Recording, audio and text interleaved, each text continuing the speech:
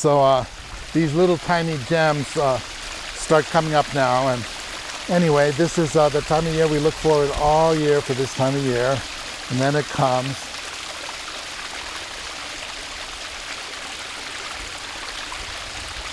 Not a lot on this slope, but you'll see it again in another month. This will be in full bloom and it will be pretty glorious. But this is a dogtooth violet, or glacier lily it's called. It's in the lily family. Obviously it looks like a lily.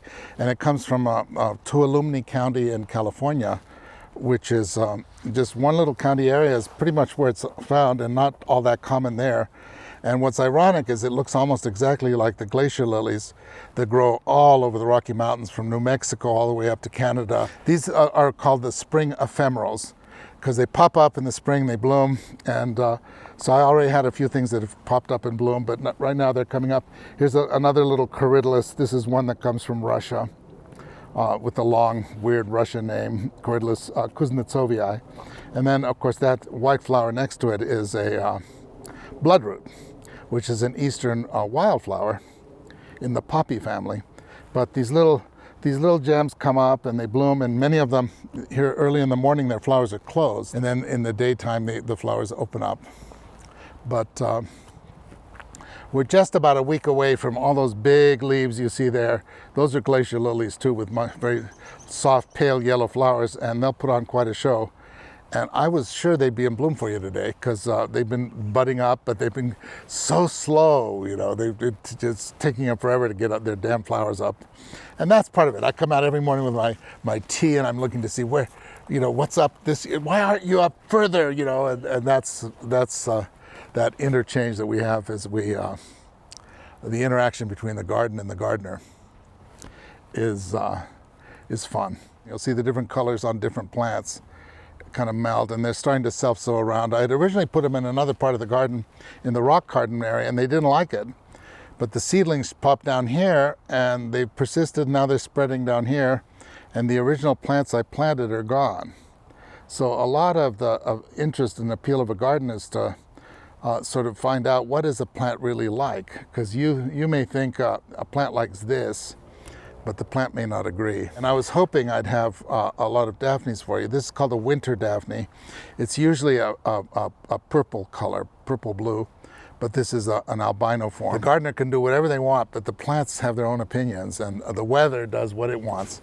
So you'll have to, when the Daphnes are in peak, I'll let you know, because you'll see that'll be solid pink up there, and they're purple and white and pink, and that's the peak of bloom in my rock garden, is when the Daphnes are all out. But and I thought it would be now, but what are these little yellow all of those are a little mustard called a draba, and drabas are a huge genus of mustards that are found usually at very high elevations. Acidy yellow flower that is so bright this time of year, and I have to kind of control them because they do kind of want to take over, but they're so pretty. But drabas are found all over the northern hemisphere.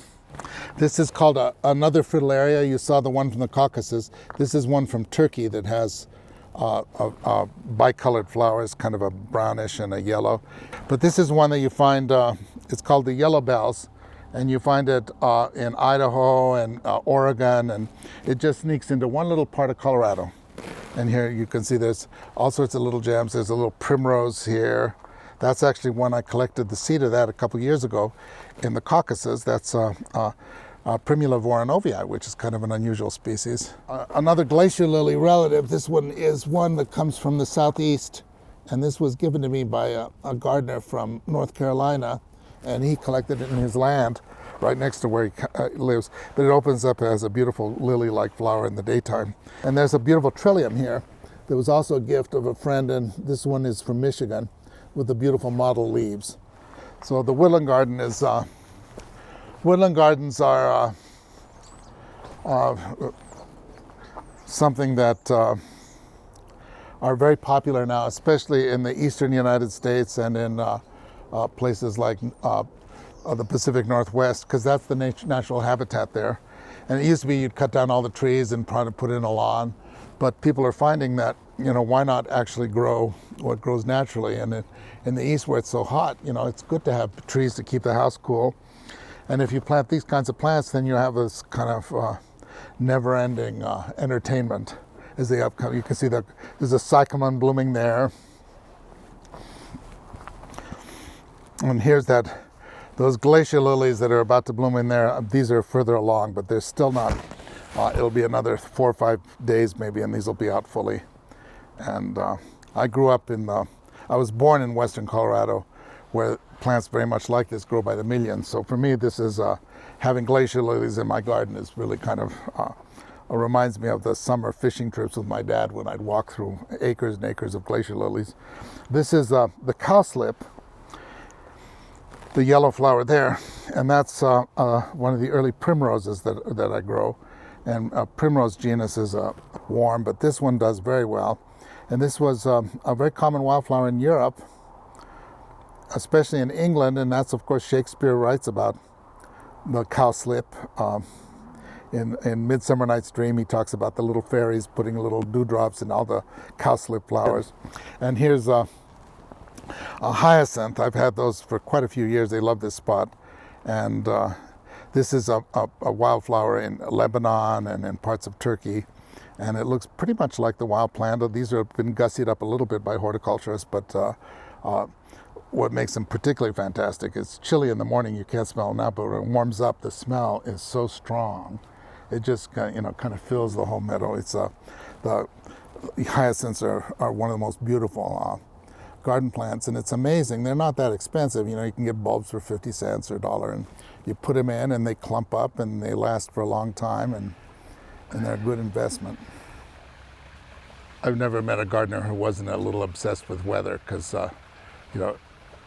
plants are so dependent, and gardens are on what it's like. And every spring we go through these, this drama, especially in Colorado, because sometimes spring moves very, very quickly, and then you get a killing frost, and everything just kind of freezes up. This year has been an unusual year because it's been so cold so late. So it's basically still winter. Here we are in almost the middle of April, and usually now the garden is in full mode. And there are places, if you look in the woods here, I have the bulbs have pretty much filled up under the trees there. And that's a little bleeding heart relative called a Corydalis, and it comes from the Caucasus. And there's quite a bit of it in there, and it was in full bloom for only about 2 or 3 days. Usually it lasts for a while, and here we have this cool weather, but this year there was a warm day or two, and it just kind of bloomed, and so it's shooting past, and but it's doing fine. And this morning, I was so looking forward to seeing you, and it was going to be so nice. And then they say, I look on the Weather Channel, and it says it's 24 degrees, but the water didn't freeze last night, so I know that it wasn't that cold, because we go through this sort of schizophrenic thing in the springtime. We spend the whole year looking forward to spring, and then spring comes and it's like, I got to get everything done. Oh no, and then it's fleeting by. But early spring is very special for us, for gardeners, because you're looking for all the little shoots that are coming up, and then you have all these bulbs that come up. The snowdrops, 2 or 3 weeks ago were in full bloom. Now they're going over. Now the scillas and the Corydalis are blooming. But as you'll see in the rock garden, there's all these little gems that come up. That's one called Corydalis malcensis, and it comes from the North Caucasus, in just a very small little area. I go to the Caucasus. Well, of course, the Caucasus are like the Rockies. It's a huge area. And sure enough, this is only found in one little tiny area of the Caucasus. And it'll totally disappear in a few weeks, and then other plants will come up. So that's one of the things about the spring, is that you have what they're called ephemerals. And a lot of the plants that bloom early, these bulbs, they literally they leap up, they bloom, and then they'll just disappear. And they're ephemerals. And then, of course, you have the ferns and other things that'll come up in the summer where they're growing. So you get kind of double duty in the garden. So you can see the big leaves that are coming up in among those. Those are going to be colchicums that bloom in the autumn. So those will have big pink flowers in the fall. and they produce their leaves in the spring. So in fact, a garden we think of as this sort of static space where you plant things and they bloom and then they die down in the fall. Well, in fact, gardens like this, things are popping up and dying down all the time. It's more like it's what the famous this author described gardening as being the slowest of the performing arts, right? You know, where everything's happening all the time. I think the commonality is that in all climates, springtime is usually when the biggest variety of things bloom, because it's, you know, after the winter season. If you're in a Mediterranean climate, usually that's when all the rains in the winter, it's been cool, and then it warms up, and that's when you have the massive bloom. So in California, places like California and Greece, right now is where everything is in bloom, and it's spectacular. And then other places like Colorado, the winters has snow, and then the springtime you have things that come up. But because we have a relatively cool summer compared to, you know, it's not super hot, and we get rainfall in the summer, so in our mountains and even in the plains you have flowers all the time. So you never have this one magnificent burst like you do in the desert. So in climates that are more like the steppe, you usually have a longer, more progressive season, especially where you have some summer rainfall. So Colorado is kind of special, but you don't tend to have the massive color at lower elevations. Now you do in the mountains because the season is so short. Everything blooms all at once. But my garden is a little bit more like the Colorado climate. I have a lot of Mediterranean type plants that bloom, and you'll see some of the little woodland gems. But then later in the season, other things will come out because I want to have a garden that's interesting at all times. So, you know, you were here in July, there was lots of things blooming. You come now and there's, you know, dozens of plants in bloom. But, you know, for us, the real maximum color is probably, you know, May, June is when you get the most sort of drama. But as you look around, you'll see little tiny gems are starting to show up here and there. Some of them are fairly subtle. There's a fritillaria, which is a bulb related to lilies, and you can see it has black flowers there. That's also from the Caucasus, and that's one of my favorite little plants because, you know, black flowers are kind of cool, and it loves my garden. So that's been there almost 10 years, and every year it comes back very reliably, and it's a little bigger each year. So that's my joy. Is for me, when I grow plants, what I love the most is to see if I can get a plant that will come back. This is one, for example, is a tiny little trillium from, this comes from the Midwest, from Illinois, Indiana. It goes all the way to the Appalachians.